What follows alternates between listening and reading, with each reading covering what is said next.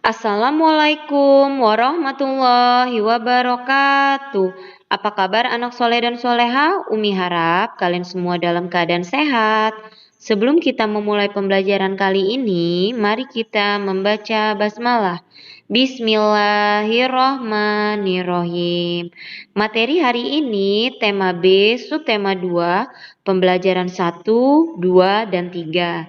Silakan disimak video pembelajaran dari Umi. Pelajaran yang akan dibahas hari ini yaitu Bahasa Indonesia, IPA, PKN, IPS, dan SBDP.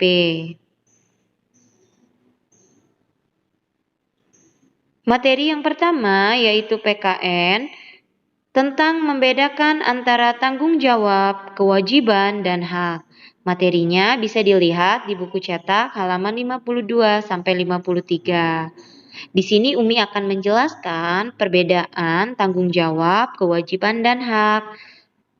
Hak warga masyarakat adalah sesuatu yang mutlak menjadi milik seseorang yang berkedudukan sebagai warga masyarakat. Kewajiban warga masyarakat adalah sesuatu yang harus dilaksanakan seseorang sebagai warga masyarakat dengan penuh rasa tanggung jawab. Sementara itu, tanggung jawab sebagai warga masyarakat adalah tugas dan kewajiban yang harus dilaksanakan seseorang dalam kedudukannya sebagai warga masyarakat. Jadi, hak dan kewajiban harus dilaksanakan secara bertanggung jawab. Materi selanjutnya yaitu Bahasa Indonesia, menyajikan informasi penting teks dalam bentuk tabel. Boleh dibuka di buku cetaknya halaman 40-41 ya, Nak. Cara menyajikan informasi penting teks dalam bentuk tabel yaitu bacalah teks dengan teliti, tentukan informasi-informasi penting dalam teks, buatlah pertanyaan dari informasi penting yang didapat dengan menggunakan kata tanya adik Simba. Dan tulis dalam bentuk tabel seperti di bawah ini. Perhatikan nak, dalam tabelnya ada kata tanyanya, pertanyaan yang seperti apa, kemudian jawabannya. Selanjutnya, menjelaskan isi teks berdasarkan kata kunci. Materinya ada di buku cetak halaman 45-46. Kita dapat menemukan kata-kata penting yang terdapat dalam sebuah teks. Kata penting yang berkaitan dengan informasi teks disebut dengan kata kunci. Kata kunci dalam teks dapat membantu untuk memahami isi sebuah teks secara lebih detail. Kamu dapat mengidentifikasi kata kunci sekaligus memahami isi teks menggunakan pertanyaan adik Simba. Selanjutnya, menjelaskan urutan peristiwa dalam teks. Mengurutkan peristiwa berfungsi menjelas alur yang terdapat dalam sebuah teks, terutama pada teks narasi. Peristiwa yang telah diurutkan dapat memudahkan kalian untuk memahami isi teks. Adapun cara mengurutkan peristiwa dalam teks yaitu bacalah atau cermati peristiwa tersebut, lalu carilah tema yang cocok akan peristiwa tersebut, cari pelaku dan latar belakangnya, dan cari penyebab utama peristiwa tersebut. Selanjutnya, menjelaskan urutan peristiwa dalam teks. Mengurutkan peristiwa berfungsi menjelaskan alur yang terdapat dalam teks, terutama pada teks narasi. Peristiwa yang telah diurutkan dapat memudah kalian untuk memahami isi teks.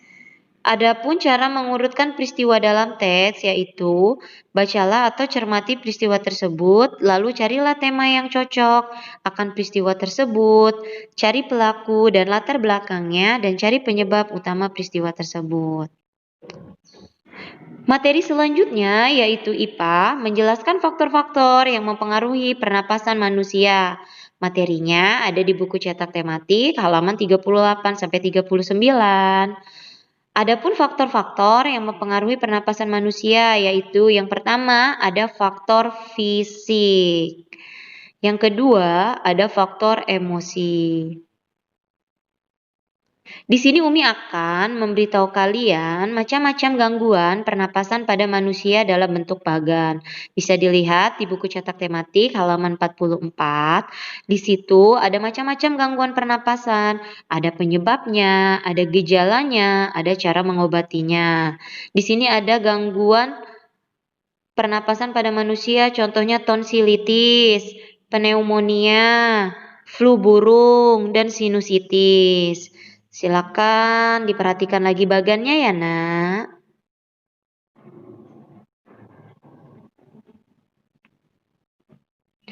Materi selanjutnya yaitu IPS, menjelaskan jenis-jenis usaha ekonomi yang dikelola secara perorangan dan kelompok. Berdasarkan pengelolaan usaha ekonomi dapat dibagi menjadi dua. Yang pertama, usaha ekonomi yang dikelola sendiri. Dua, usaha ekonomi yang dikelola kelompok. Di sini Umi akan menjelaskan usaha ekonomi perorangan atau yang dikelola sendiri dengan usaha ekonomi yang dikelola kelompok ya, Nak. Usaha ekonomi yang dikelola sendiri atau perseorangan biasanya modalnya terbatas. Contohnya usaha pertanian, industri kecil, usaha perdagangan, dan usaha jasa. Sedangkan usaha ekonomi yang dikelola secara berkelompok yaitu usaha yang dijalankan secara bersama-sama baik dalam hal modal, pengelolaan maupun dalam hal bagi hasil. Contohnya firma, CV, PT, BUMN, dan perusahaan daerah.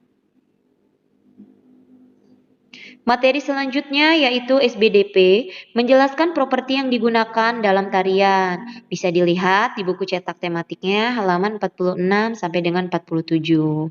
Properti merupakan salah satu unsur pendukung dalam tarian. Properti tari adalah benda-benda yang digunakan untuk mendukung suatu gerak tarian. Fungsi properti tari antara lain untuk menambah keindahan tarian atau menyampaikan pesan serta makna pada suatu tarian.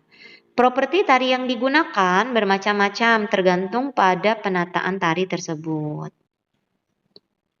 Perhatikan Nak, di situ ada contoh properti yang digunakan saat menari bedana ya. Bisa anak soleh dan soleha lihat. Ada gelang, ada penekan kepala. Di situ ya Nak, jelas semuanya ya.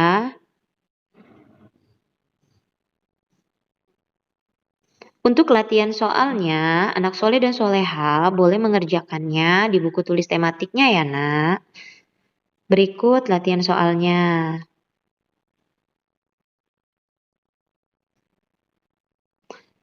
Baik, sekian materi Umi hari ini. Semoga ilmu yang Umi berikan dapat bermanfaat untuk anak soleh dan soleha. Umi akhiri, wassalamualaikum warahmatullahi wabarakatuh.